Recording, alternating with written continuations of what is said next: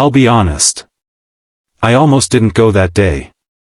I had stared at my reflection for 10 whole minutes, shirt off, belly sticking out, shoulders slouched. The new year, new me motivation had died somewhere between leftover pizza and Netflix. But that morning, something in me snapped. Maybe it was the memory of my doctor's concerned look, or the quiet pity in my mom's voice when she said, "You should take care of yourself, son." So, I grabbed my gym shoes, took a deep breath, and stepped into Iron Fit Gym, the place that smelled like sweat, metal, and confidence I didn't have. Everyone there looked like they'd been carved from marble. Meanwhile, I couldn't even figure out how to adjust the treadmill speed without nearly launching myself into a wall. I was that guy. Then I saw her. She was helping another member with his posture, calm, confident, focused. She wasn't one of those overly cheery trainers who shout slogans about, "no pain, no gain." She had this quiet energy, like she actually cared. When our eyes met, I quickly looked away, pretending to tie my shoe for the third time in 5 minutes. A few moments later, she walked over. "First day?" she asked with a knowing smile. I laughed awkwardly. "That obvious?"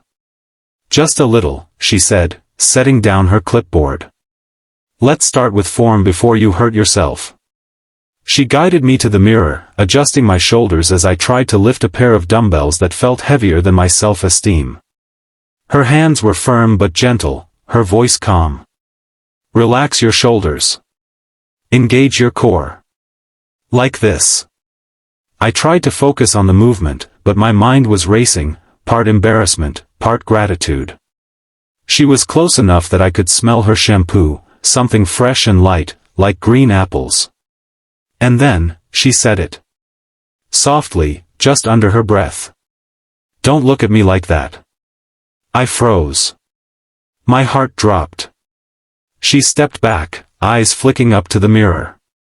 "You're doing fine," she added quickly, almost as if trying to steer the moment away. I nodded, suddenly hyper-aware of everything, my breathing, my posture, the way my reflection looked next to hers. For the rest of the session, we barely spoke. She corrected my form, demonstrated movements, and kept things strictly professional.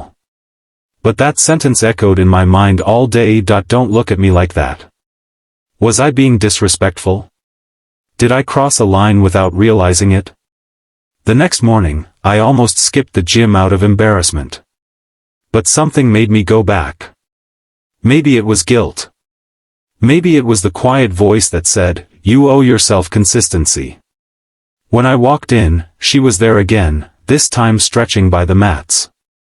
Our eyes met for a second. She smiled, small but real. "Back again?" she said. "Yeah," I replied, rubbing the back of my neck. Didn't scare me off completely. She laughed softly. "Good. Most people quit after day one." Over the next few weeks, our conversations grew. Between reps and rest breaks, she learned my story. That I worked from home, sat for 10 hours a day, and had lost my drive somewhere along the way. And I learned hers. Her name was Lena. She used to be a dancer, until a car accident ended that dream.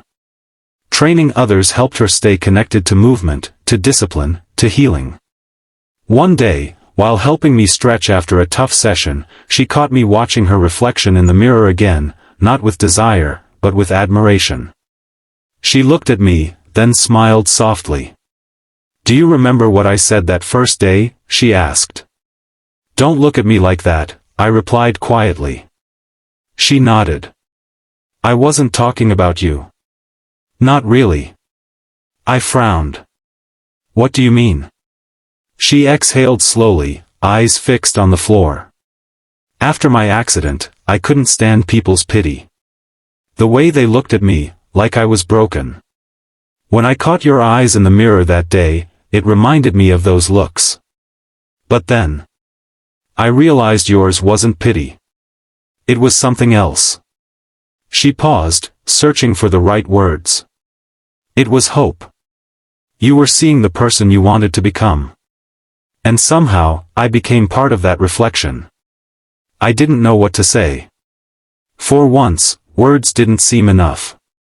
From that day forward, our sessions changed. She pushed me harder, trusted me more. I started losing weight, yes, but more than that, I started gaining belief. Months passed.